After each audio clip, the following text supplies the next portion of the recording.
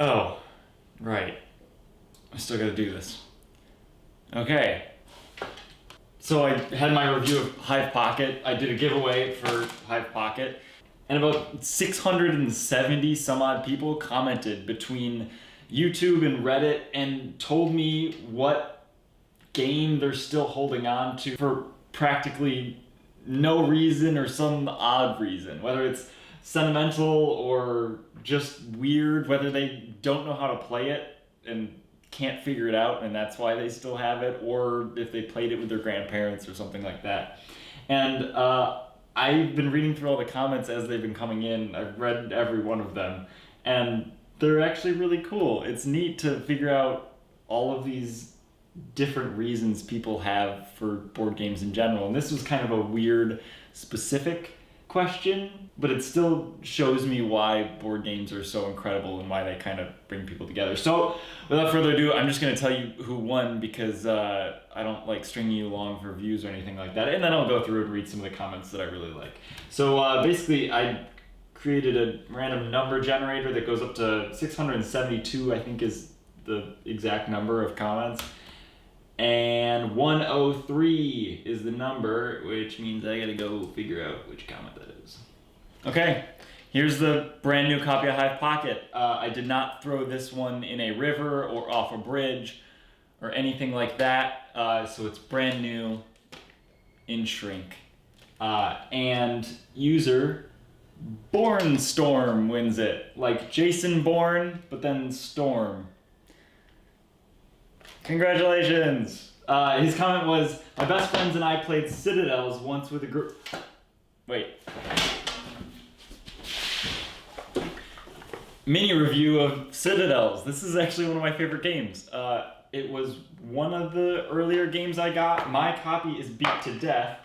And basically, it is just everyone gets kind of a, oh wow, these cards are beat to death. Basically what you're trying to do is you're trying to build the most expensive city or town or township or whatever you want to call it, and whoever has the most gold on their 8 cards at the end of the game wins the game. But to do that, you have kind of some gold that comes in the thing and a little crown.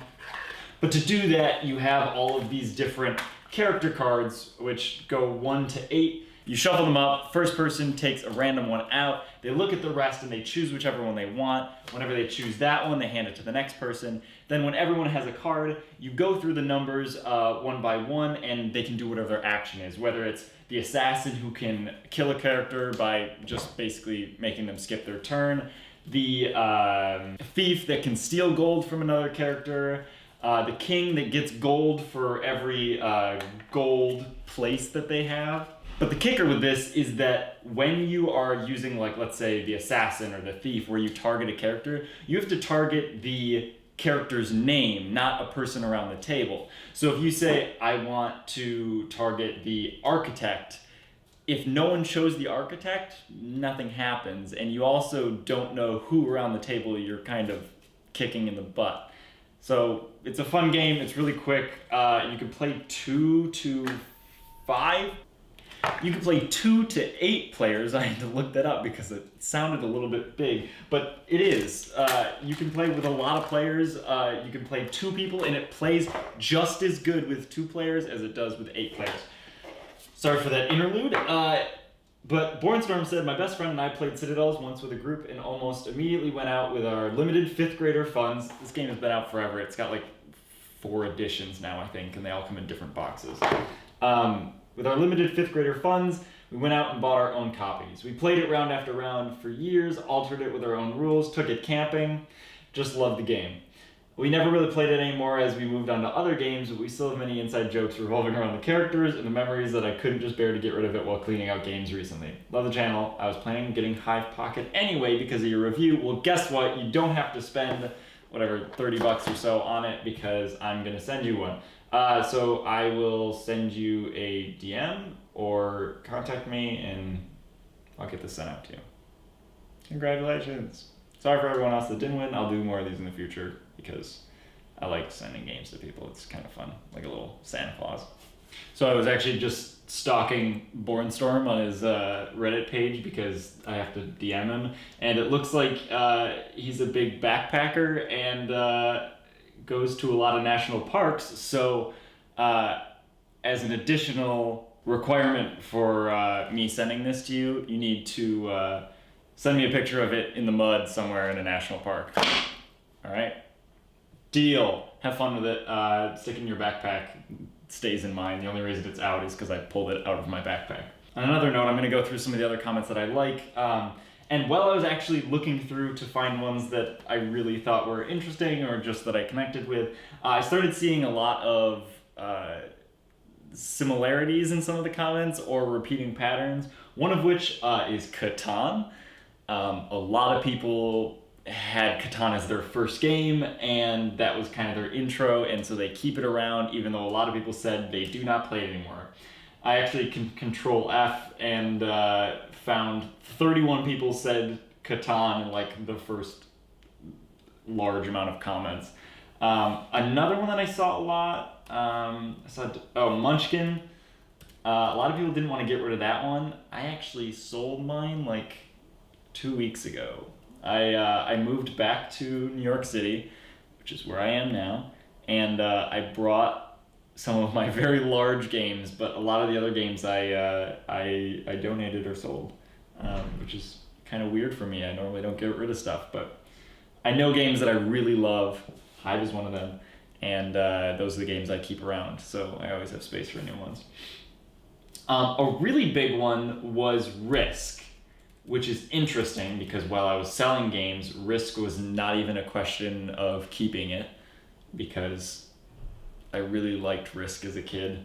And not only did people really like Risk and are keeping Risk, but specifically Lord of the Rings Risk, which I think is hilarious because that's my copy of Risk. Lord of the Rings Risk, it came with the One Ring, which in my very first YouTube video, I talked about how I have the One Ring from every Lord of the Rings game. And Lord of the Rings Risk was the first one. And Lord of the Rings Risk comes with all of the gorgeous tiny little minis, and it has elves and it has orcs. And I've never played Lord of the Rings Risk like it's supposed to be in the original rules. I just played it as like the normal Risk. You just fight each other. And we'd always play it at our cabin in the woods. And there was another guy who said, when I was a kid, my brother and I would always play Lord of the Rings Risk at a cabin in the woods, which is kind of weird. But yeah, a lot of people said, 37 people just said Risk. I think most of those were people saying Lord of the Rings Risk. So shout out to Lord of the Rings Risk. Still love that game. I will never get rid of that game because of the exact same reasons. And here's a comment. A couple of people also said Scythe or Scythe, whatever you want to pronounce it. If you've watched my videos, you know that I like Scythe a bit. And a lot of people were saying, I was surprised, they're saying they weren't getting rid of it because of the reasons I love Scythe, which is it's a gorgeous game, the components are incredible, everything about it is just well manufactured. But these people are all not getting rid of Scythe because the game is so beautiful, but they hate playing it, which I think is hilarious. Only ended up playing it 3 times since the Kickstarter. This is a guy named Wright, with 2 T's. But my household just ended up hating the combat system, which I immediately was triggered on because I've actually talked to Jamie Stegmaier about his combat system because for these exact reasons. We all thought it was too simple and ruined a whole chunk of the game for us. With that being said, the game is just too beautiful to get rid of. So many detailed game components, and the board art has hidden Easter eggs in it, which I don't know what he's talking about. Which I should, which I really love. Seems like it would always be part of my collection. So it'll always be part of his collection, but he hates the combat system, which is the junk of the game. But the funny part about this is that I always thought that Scythe is not about combat. And most people that come in playing that game believe that it's like Risk. And if you've played Risk, you come into Scythe and you see all the mechs and you see all the squares and you're like, I'm going to take over the world. And the game it ruins you if you think of it that way. So whenever I introduce people to Scythe, I always say, this isn't Risk. you can only win combats twice for it to do anything, and if you do it past that, you're just harming yourself. Speaking of which, Jamie Stegmaier just announced another expansion for Scythe, which is going to kill me. I recently bought everything for Scythe. Everything, which is now not everything. And I will be doing another review of Scythe because it's changed a lot.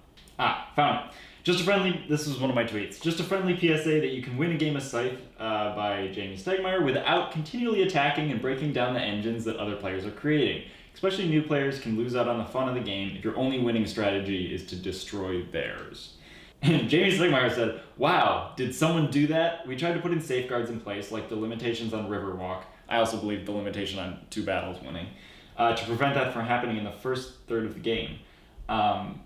And that's what I think is funny, is because there are really good safeguards in the game, but people are so used to war games, and Scythe looks like such a war game that normally it just happens and people just fight each other, and then the game's kind of and one person doesn't have much fun. So I play Scythe very much like a Euro game, where we all kind of do our own thing, but then there are battles that make it tense, and usually tense battles will happen like halfway through the game, and they will be hard, but there'll only be like 2 or 3 of them, so everyone can kind of come back from it.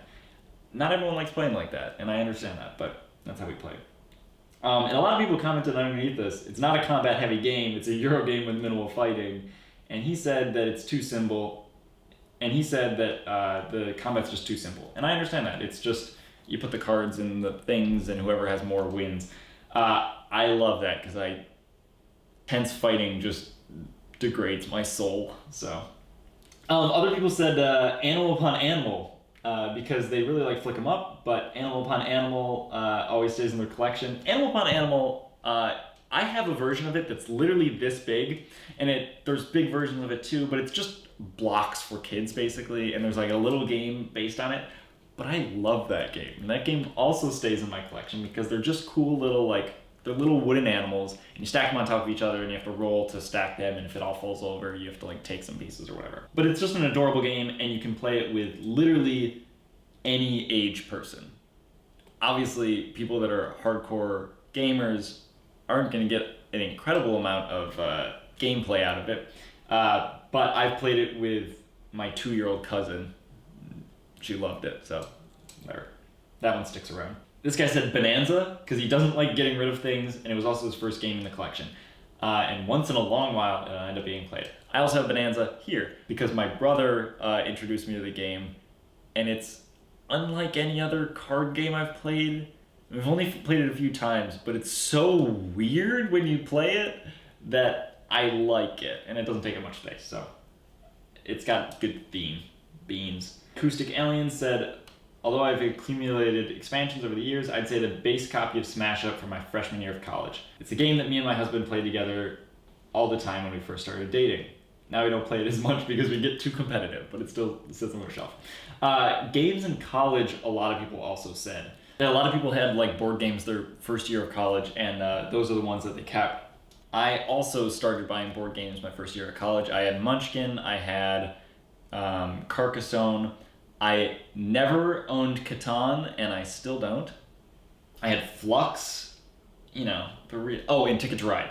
I just finished college this last year, and I sold Munchkin, and I sold Flux. We also played those games to death, and I wanted to forget about them. so I don't have those ones anymore. But I do have Carcassonne, which a lot of people also said, and I love Carcassonne because my parents love it. It's really simple to teach. It still feels like a big game, and it's just cool looking. But I keep that at my parents' house because I don't really bring it out with my friends. 5 crowns. A lot of people said things about their family. Stovetop Jack said he keeps around 5 crowns because it's a neat little card game and one that my mother loved before she passed away. I'll hold it on to it for sentimental reasons, that's for sure. A lot of people said games for sentimental reasons for grandparents or parents that have passed away, and I totally understand that, especially little card games. We had, I think we still have them. The reason I say I think because they were moldy, but a deck of cards from my great-grandmother that she would always play with us. We never played board games with my great-grandmother, but we played Gin, which is a card game, and she would beat the crap out of us. She was so good at it. She was 95, and she was very good at it. And if she lost, she would put her glasses on and say she couldn't see the cards, and then she would beat the crap out of us.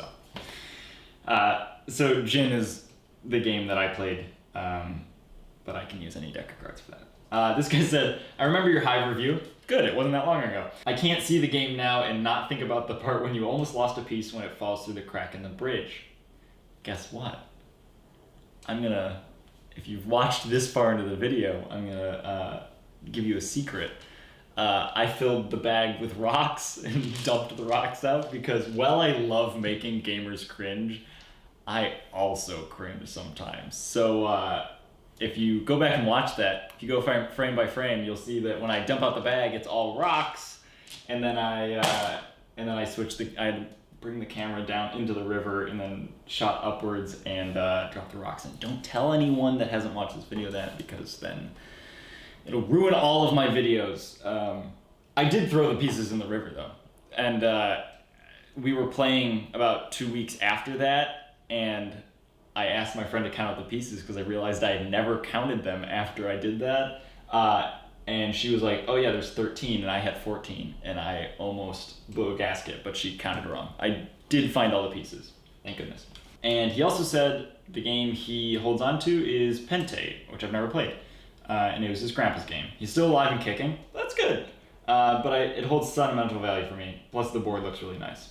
It's one of the roll-up ones that came in a cardboard tube. I should look into that. There's a lot of games on here that I want to look into now because I'd never played. Lord of the Rings Monopoly. A lot of people saying congrats, thank you. It's 500 subscribers, it's not that much, but to me, it's 500 people watching me. The Hive review got 3.1 thousand views, which is just weird. So, thank you.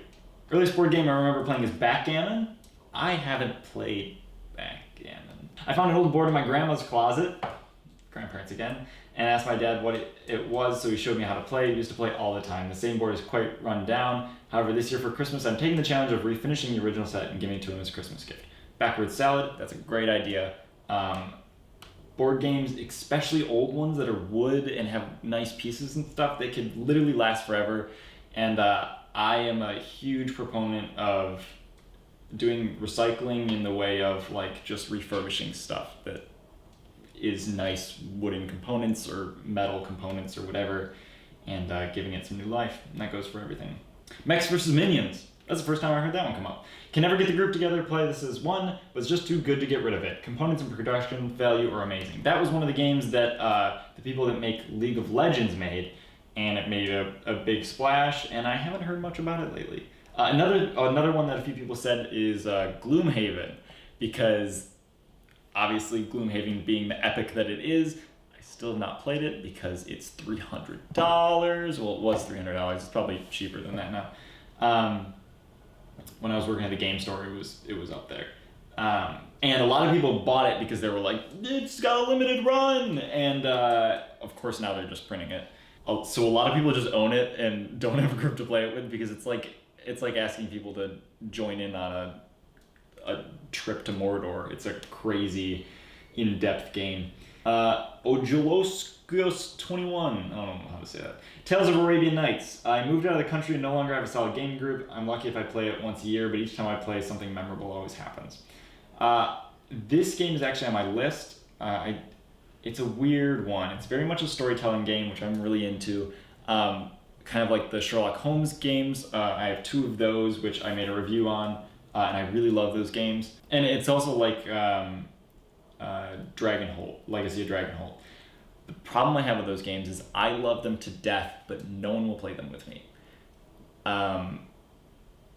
Because they're almost abstract in a way, because it's kind of like a storytelling, choose your own adventure thing, and a lot of people don't think in that way. And they don't think of that as a game.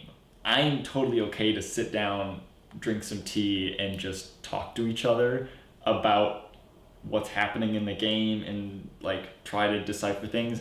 But a lot of people also really didn't like Sherlock Holmes because you lose all the time, which I thought was interesting. They just really didn't like losing. I don't know. I'm fine with losing. I lose most of the games I play, including the ones that Someone said, yay, a comment. You didn't read the rules. Sorry. I gave my beloved copy of Hive away to spread the love. I hold on to a copy of Shogi I purchased in Japan. I've never heard of that game. It sounds like fun. I'm gonna have to look it up. And good on you for giving away your beloved copy of Hive Pocket. Go out and buy another one. They're like $20. That's why I'm not gonna give you mine that I threw in a river. I'm going to send you a brand new one. But it was good for you to share the love. Munchkin, because it's where it all started for us. For a lot of people. Scythe, I paid far too much for it to just get rid of it. That sounds like a common denominator. I got a copy of Twilight Imperium 3rd edition. That's another one that, along with Scythe, people said they just love it so much and have never played it. It was the second designer board game I ever bought. That's ridiculous. If you mean designer board game as in like one step above Monopoly, did you buy Munchkin and then Twilight Imperium? Because that is a leap. I played it more than any other board game I own. Good on you! You probably got everyone to play it before you told them that it was going to take 12 hours. It's basically unsellable now as the box is falling apart. Some of the pieces have a strong odor from friends who were heavy smokers, and the new edition basically makes 3rd edition obsolete. Playing a 6-player game for my 13th birthday a couple years ago, I don't even like the game that much due to all its flaws. Probably hold on to the rest of my life regardless. Last memento of when I first got into board games. I actually have a copy of the World of Warcraft board game. I've always loved World of Warcraft and all their art and everything like that.